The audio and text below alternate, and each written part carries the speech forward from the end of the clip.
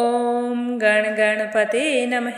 आज अपने सुनते हैं वाल्मीकि रामायण अयोध्या कांड का आगे का सर्ग। तो प्रेम भाव से कहिए, गणेश जी महाराज की जय हो, सियावर रामचंद्र भगवान की जय हो, हनुमान जी बाबा की जय हो, श्री राम दरबार की जय हो। जब मंथरा को पता चला कि श्री राम का राज्याभिषेक होने जा रहा है तो वह जल बुन उठी और केकई के पास आकर उसे सचेत करती हुई कहने लगी कि केकई, तेरे ऊपर विपत्ति का पहाड़ टूट रहा है और तुम्हें इसका जरा भी भान नहीं है। तुमसे मूर्ख कौन होगा? तुम्हारे प्रियतम राजा दशरथ ऐसे हाव भाव लेकर प्रस्तुत होते हैं मानो सारा सौभाग्य तुझे ही अर्पित कर देते हों, और तुम उनकी झूठ मूठ की बातों पर, उनके हाव भाव पर भरोसा करती हो। परंतु क्या तुम्हें पता है कि तुम्हारे पीठ पीछे वो क्या कर रहे हैं? वो तुम्हारा ही अनिष्ट कर रहे हैं, और तुम है कि इस बातों से अनजान होकर राजा दशरथ की हमेशा प्रशंसा करती रहती हो। वो इतनी प्रशंसा के योग्य नहीं हैं। क्या वो जो कार्य करते हैं तुम्हारी अनुमति लेते हैं? तुम तो बस उनकी झूठ मूठ की बातों पर आंख मूंद कर विश्वास कर रही हो। अब तो ठीक उसी प्रकार हो रहा है जैसे ग्रीष्म ऋतु में नदी का प्रवाह सूख जाता है। उसी प्रकार तुम्हारा सौभाग्य भी अब अस्थिर हो गया है और तेरे हाथ से छूटने वाला है।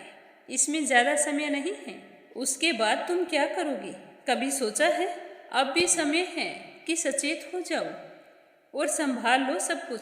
अगर तुमने मेरी बात नहीं मानी तो सब कुछ तुम्हारे हाथों से चला जाएगा। इस प्रकार कहकर मंथरा चुप हो गई।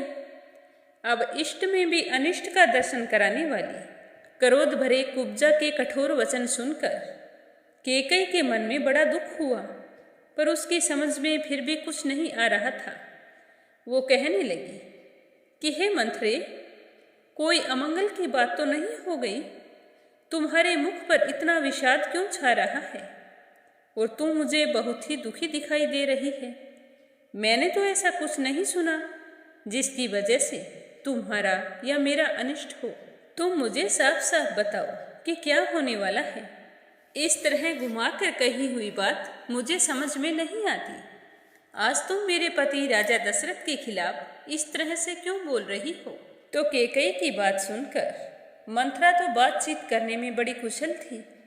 वह केकई के वचन सुनकर और भी खिन्न हो गई कि मैं इसे इतना कुछ कह रही हूँ, फिर भी यह अविश्वास जता रही है और इतने मीठे वचन बोल रही है।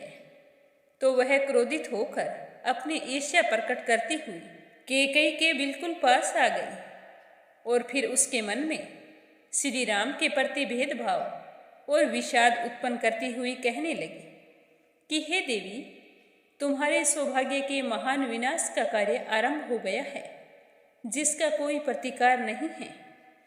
कल राजा दशरथ श्री राम को युवराज के पद पर अभिषिक्त कर देंगे।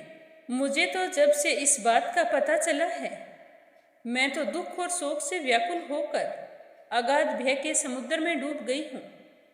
चिंता की आग से जल रही हूँ और तुम्हारे हित की बात बताने के लिए यहाँ आ रही हूँ। अगर श्री राम यहाँ के राजा बन गए तो तुम्हारा तो सर्वनाश हो जाएगा। हे केकई, मुझसे तुम्हारा दुख देखा नहीं जाता।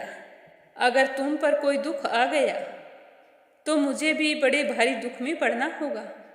तुम्हारी उन्नति में ही मेरी उन्नति है, इसमें कोई संशय नहीं है, और मैं अपनी आंखों के सामने तुम्हारा बुरा होता हुआ नहीं देख सकती। हे देवी, तुम राजाओं के कुल में उत्पन्न हुई हो और एक महाराज की महारानी हो, फिर भी राजधर्मों की उग्रता को कैसे नहीं समझ रही हो?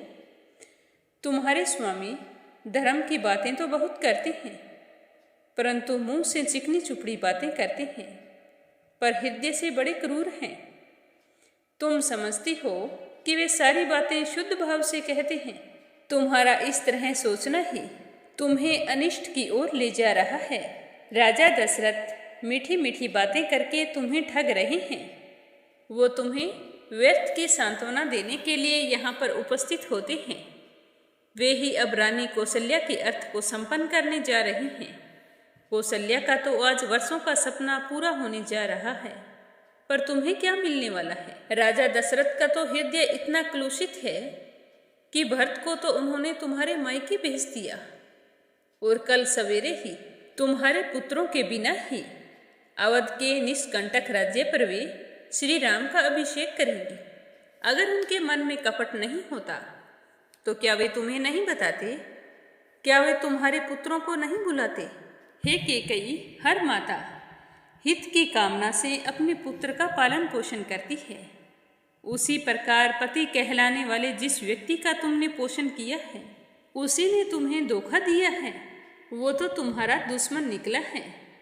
जैसे कोई अज्ञानवश सर्प को अपनी गोद में लेकर उसका पालन पोषण करे और वह मौका पाकर डस ले, ठीक उसी प्रकार सर्प की भांति बर्ताव करने वाले महाराज दशरथ को आपने अपने अंग में स्थान दिया है, जिसके वो लायक नहीं है। दुश्मन अथवा सर्प जैसा बर्ताव कर सकता है, राजा दशरथ ने आज पुत्र सहित आज तुम्हारे साथ वही बर्ताव किया है। तुम्हें डस लिया और तुम्हें पता ही नहीं चला। हे कैकेयी, तुम सदा सुख भोगने के योग्य हो, परंतु मन में पाप रखकर ऊपर से झूठी सांत्वना देने वाले राजा दशरथ ने अपने राज्य पर श्री राम को स्थापित करने का विचार करके आज सगे संबंधियों सहित तुमको मानो मौत के मुख में डाल दिया है। इससे बड़ा अनर्थ क्या हो सकता है? क्या तुम इस अविश्वास के साथ जी पाओगी? क्या तुमसे राजा दशरथ के द्वारा किया गया यह अपमान सहन होगा?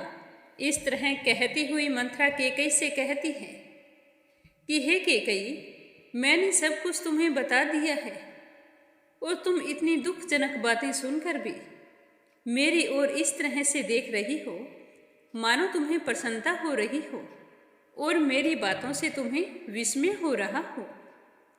परंतु यह विस्मय छोड़ो और जिसे करने का समय आ गया है, अपने उस हितकर कार्य को शीघ्र करो और ऐसा करके तुम अपनी अपने पुत्र की और मेरी भी रक्षा कर सकती हो।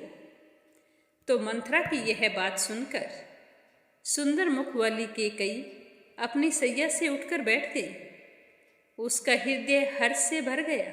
वह पूर्णिमा के चंद्रमंडल की भांति उद्दीप्त हो उठी। कैकेयी मन ही मन अत्यंत संतुष्ट हुई।